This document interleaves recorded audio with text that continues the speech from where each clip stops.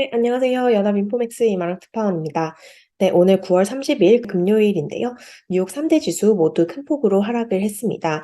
미국 연방준비제도의 긴축 우려가 이어지면서 주가가 큰 폭으로 조정을 받았습니다. 시황 같이 보겠습니다. 네, 오늘 다우 지수 전장 대비 1.7% 하락한 수준에서 마감했습니다. 오늘 다우는 500포인트 이상 조정을 받으면서 다시 28,700대로 하락을 했습니다. S&P 500 지수 역시 큰 폭의 낙폭 나타냈는데요. 전장 대비 1.5% 이상 하락하면서 3,500선에서 종가를 형성을 했습니다. 나스닥 지수도 전장 대비 1.51% 하락하면서 1575.62에서 마감을 했습니다. 네, 오늘 9월의 마지막 거래일입니다. 9월 한 달 동안의 마지막 월말 거래일이기도 하고요. 그리고 3분기가 마무리되는 3분기 마지막 거래일이기도 합니다. 3분기라든지 9월 증시 성적이 굉장히 안 좋은 수준으로 이제 마무리가 되게 됐는데요. 미국 경제방송 CNBC는 이번 주 그리고 이번 달, 이번 분기에 대해서 미저러블하다, 아주 이제 우울한 수준이다라고 평가를 했습니다. 월간 성적부터 보면요. 다우 지수가 8.8% 급락을 했습니다. S&P 500 지수는 9.3% 9월 한 달 동안 하락을 했고요. 나스닥은 10.5% 폭락을 했습니다. 지금 월간 성적표로 보면 S&P 500 지수와 다우 지수 같은 경우 2020년 3월 팬데믹 초기 이후에 최악의 한 달을 보냈습니다. 나스닥 같은 경우 4월 이후 최악의 한 달을 나타냈습니다.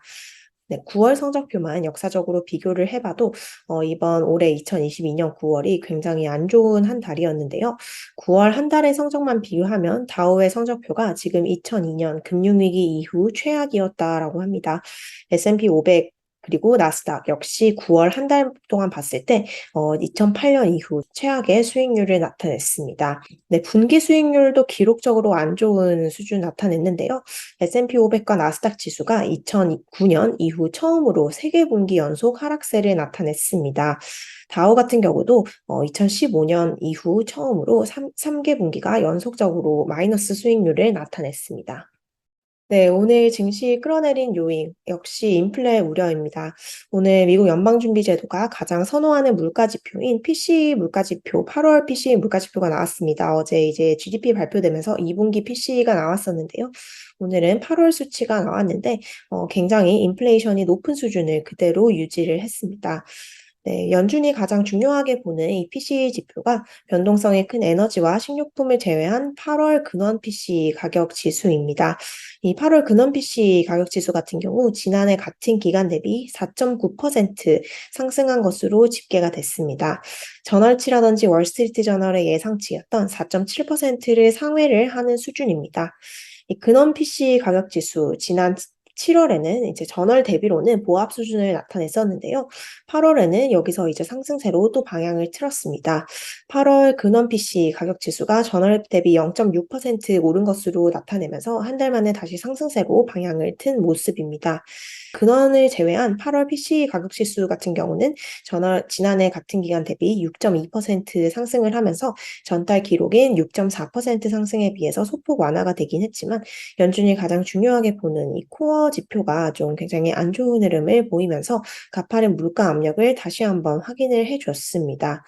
특히 이제 8월에 유가가 일시적으로 하락을 했기 때문에 이 PC 물가가 전년 동기 대비로는 하락을 하긴 했지만 이 에너지와 식료품 가격을 제외를 하면 물가는 여전히 상승세를 지속하고 있음이 나타났습니다. 연준 고위 인사들도 인플레에 경계하는 목소리를 오늘 한번 다시 냈습니다. 연방준비제도의 부의장인 라이얼 브레이너드 오늘 이제 뉴욕에서 컨퍼런스에 참석을 했는데요. 브레이너드 이사는 이제 인플레이션이 여전히 높은 수준이다라고 얘기를 하면서 다시 한번 인플레에 대한 경고를 했습니다. 네, 브레이너드 총재가 오늘 발언에서 가장 중요한 것이 인플레이션에 대항한 이 연준의 싸움에서 너무 시기상조로 멈추는 것은 위험하다라고 경고를 했습니다. 브레이너드 부의장은 이제 인플레가 목표치로 돌아가고 있다라는 확신을 가지기 위해서는 통화 정책이 한동안 긴축적이어야 한다라고 얘기를 하면서요. 스탑 앤 홀드 팔리시 이제 지지를 했고요. 그런 이유로 연준이 조기 정책 철회를 피하기 위해 최선을 다하고 있다라고 얘기를 했습니다. 결국은 이제 연준이 앞으로 상당 기간 동안 긴축 기조를 이어갈 것이고 이 인플레에 대해서 섣불리 승리의 신호를 얘기하지 않을 것이다라는 점을 다시 한번 재확인시켜준 셈입니다. 토마스 바킨 총재 역시 오늘 인플레이션에 대한 경계 발언을 내놨습니다. 인플레이션이 완화되기 전까지는 연준의 금리 인상이 계속 지속적으로 계속될 것이다라고 얘기를 했고요. 인플레이션이 저절로 조금 해결이 될 것으로 보기보다는 인플레이션이 악화될 위험이 더 크다라고 얘기를 했습니다. 네, 지금 인플레 위험이 계속 이어지고 또 경기 침체 우려 이런 여러 가지 시장 악재가 겹치면서 시장의 최대 강세론자 역시 오늘 조금 의견을 후퇴시키는 모습을 나타냈습니다. 시장에 지금 가장 좀 불리시한 의견을 보이고 있는 JP모건의 마르코 콜라보니크 시장 전략가가 올해 S&P 연말 전망치에 대해서 이걸 달성하기 조금 어려울 수도 있겠다라고 얘기를 하면서 조금 발을 빼는 모습을 보였습니다. JP모건 같은 경우는 올해 말 S&P 500 지수 전망치를 4,800으로 제시를 하고 있었는데요. 어쩌면 이 목표 주가를 올해 말에 달성하지 못할 수도 있겠다라고 언급을 했습니다. 가장 최신에 있었던 지정학적 리스크, 이제 러시아 가스 문제 등을 언급을 했는데요. 이런 리스크와 그리고 통화정책 리스크 같은 것을 고려를 해보면 연말 주가 목표치가 위험에 빠질 수 있다라고 얘기를 하면서 또 최근에 매파적인 발언을 고려하면 중앙은행의 정책 실수 가능성이 커졌다라고 얘기를 했습니다. 월가의 다른 투자자들보다는 JP모건이 여전히 강세론적이지만 이 4,800이라는 S&P 500 숫자가 올해 말에 오지 않고 어쩌면 내년 초에 달성이 될 수도 있겠다라고 경고의 발언을 내놨습니다. 네, 유로존 쪽에서도 인플레 상황 굉장히 심각한 상황입니다. 오늘 이제 유럽연합의 9월 소비자 물가지수 예비치가 발표가 되었는데요. 전년 동기 대비 10% 상승한 것으로 집계가 됐습니다. 전월치라든지 월가 예상치를 모두 웃도는 수준이었고 역대 최고치로 기록이 됐습니다. 네, 오늘 나온 또 다른 주요 경제 지표인데요. 미국 미시건대 소비자 심리 지수입니다. 소비자 심리 지수 자체는 전월보다 개선이 됐습니다. 58.6으로 집계가 되면서 전월치인 58.2보다는 개선된 흐름을 나타냈는데요. 또 이제 같이 함께 발표되는 인플레이션 기대치도 조금 완화가 되는 흐름을 나타냈습니다. 12개월 인플레이션 기대 전망치가 4.7%로 집계되면서 전월치인 4.8%보다 약간 낮아졌고요. 5년 기대 인플레이션 같은 경우도 2.7%로 전월치인 2.9%보다 낮아졌습니다. 하지만 이제 장기 인플레이션 기대 전망치가 조금 완화됐음에도 불구하고 오늘 발표된 이제 당장 있는 뭐 8월 PCE 지표라든지 이런 게 안 좋기 때문에 시장에서의 영향은 제한된 것으로 보입니다. 네, 제조업 관련 경제 지표도 발표가 됐는데요. 시카고 지역, 이제 시카고 연방준비은행이 집계를 하는 미국 중서부 지방의 9월 제조업 활동이 위축 국면을 나타냈습니다. 2년 만에 최악의 수준으로 집계가 됐습니다. 네, 오늘 상대 지수 모두 하락을 하면서 빅테크 종목 대체로 하락을 하는 모습을 보였습니다. 최근 계속 시장을 좀 짓누르고 있는 애플 같은 경우 오늘 3% 추가 하락을 하면서 나스닥에 강한 하방 압력을 실었고요. 마이크로소프트와 구글도 2% 가까이 하락을 했습니다. 아마존 1.5%, 테슬라 1.1% 하락을 했습니다. 네, 오늘 나이키 같은 경우 12% 급락을 했습니다. 나이키가 이제 실적을 발표를 했는데요. 실적이 이제 매출은 늘었지만 재고 문제라든지 공급망 문제로 이윤이 줄어들었다라는 결과가 나왔습니다.